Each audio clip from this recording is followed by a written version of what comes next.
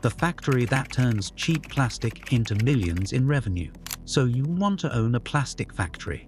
Imagine spending $50 million on a modern manufacturing plant, installing rows of high-speed machines, filling warehouses with finished products, and shipping thousands of tons of plastic to customers every year. At first, the business looks almost impossible to lose.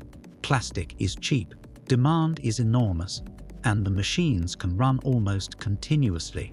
But there is a catch. The plastic may be cheap, the factory is not. You have to pay for machinery, resin, electricity, labor, molds, maintenance, warehouses, transportation, and everything else required to turn raw material into something a customer is willing to buy. And if those expensive machines sit idle, the economics can change very quickly. So the real question isn't how cheaply you can make plastic. It's how much money remains after the factory has paid for everything required to make and sell it. To understand that, let's build the economics of a hypothetical plastic factory from the ground up. Which plastic factory are you buying? A plastic factory can produce almost anything: bottles, pipes, packaging, automotive components, containers, industrial parts. For this model, imagine a modern injection molding operation producing standardized plastic containers and industrial components. The factory has several automated production lines and enough capacity to manufacture approximately 20,000 tons of finished products every year. It needs injection molding machines, material handling systems, dryers, cooling equipment, compressors, molds, packaging equipment, warehouses, and quality control facilities. The best plastic factory isn't necessarily the factory with the biggest machines. It's the factory that keeps those machines productive while controlling material waste, energy consumption, downtime, and production costs. Imagine the total investment is approximately $50 million. That includes the building, production equipment, molds, utilities, installation, warehouse infrastructure, and initial working capital. The factory is ready, but it hasn't earned a single dollar yet, and that's where the economics begin. The first $50 million. Suppose $30 million goes into production equipment. Another $10 million goes into the building, electrical systems, cooling infrastructure, and warehouse. $5 million goes into molds, tooling, laboratories, and installation. The remaining $5 million becomes working capital and initial inventory. The owner now has $50 million tied up in the operation. Even if there is no debt, that capital has an opportunity cost. If the owner expects an 8% economic return, that $50 million represents roughly $4 million per year in required return. It may not appear as a monthly bill, but the money could have been invested somewhere else. A factory isn't a good investment simply because it produces cash.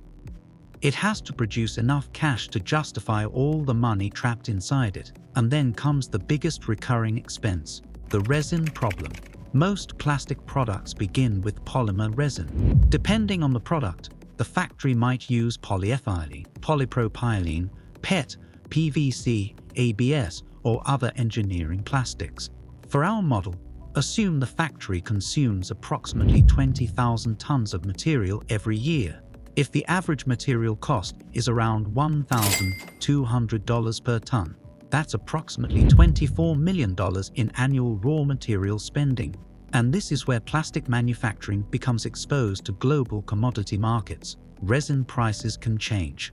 Oil prices can change. Natural gas prices can change. Supply disruptions can happen.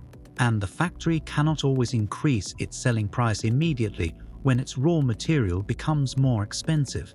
Imagine resin prices rise by 20%.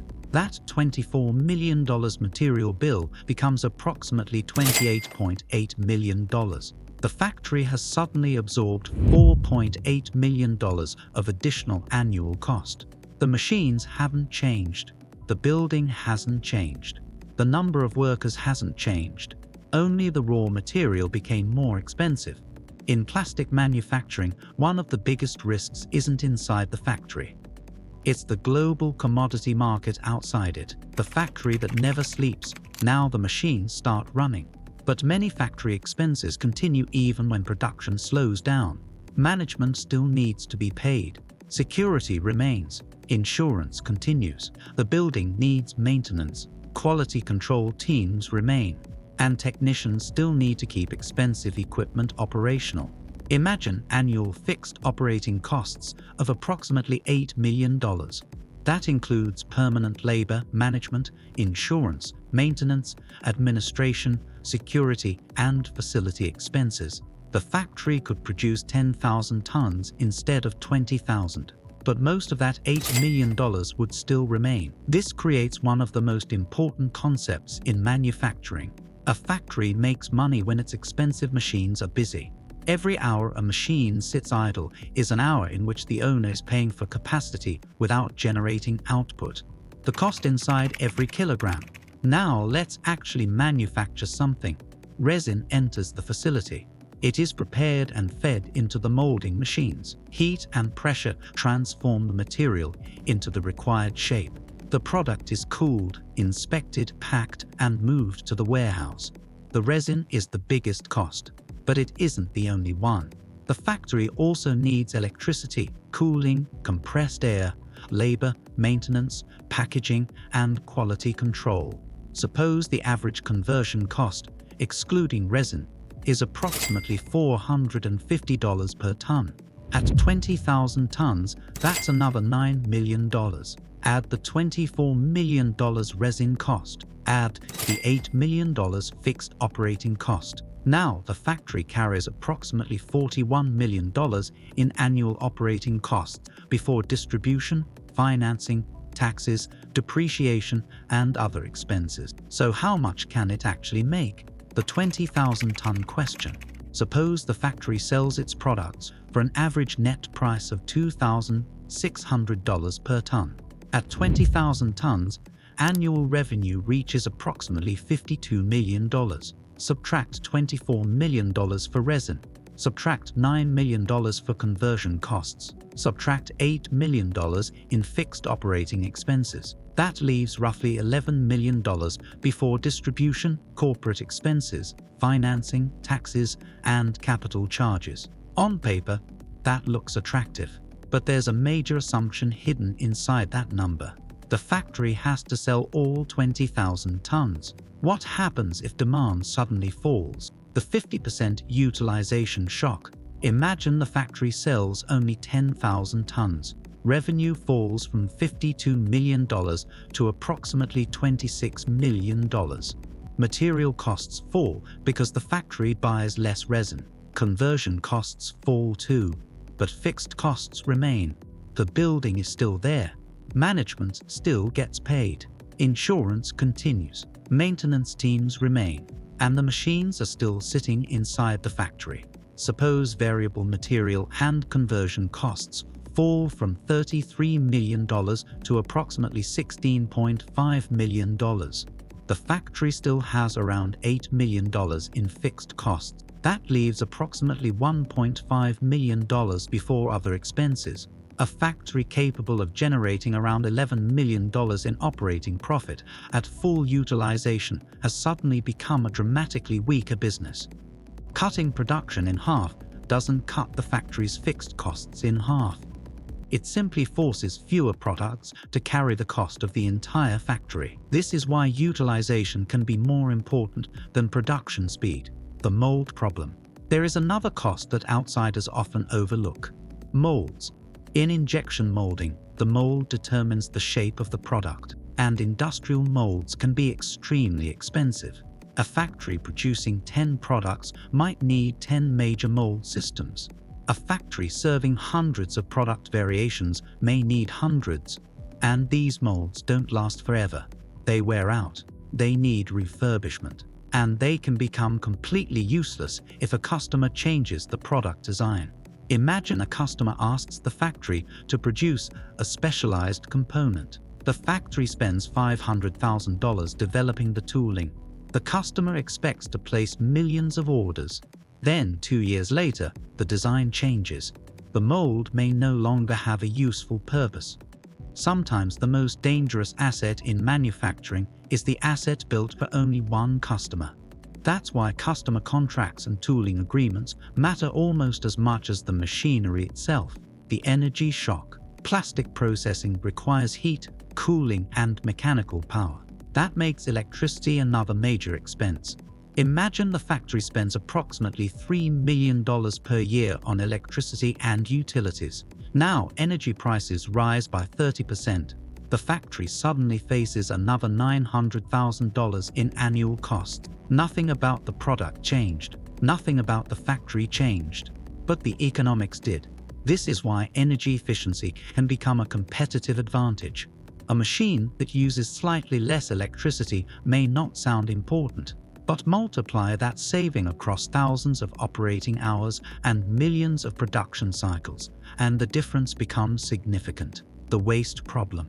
Plastic manufacturing has another enemy: waste. A poorly optimized process can produce defective parts, startup scrap, excess material, color change losses, and damaged products.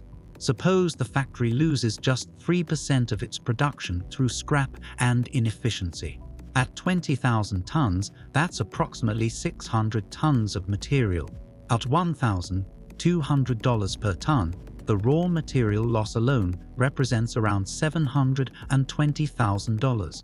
And that doesn't include the electricity, labor, machine time, and packaging already used to produce those defective products.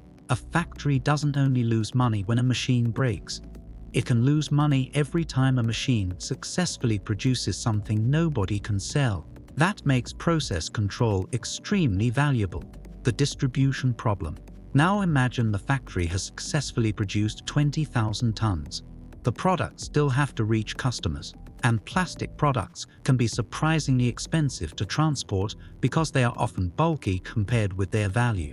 A nearby customer may be highly profitable. Another customer hundreds of kilometers away may generate much less margin because of transportation costs. Warehousing adds another expense. Finished products take up space. Inventory ties up capital. And slow-moving products can remain in storage for months.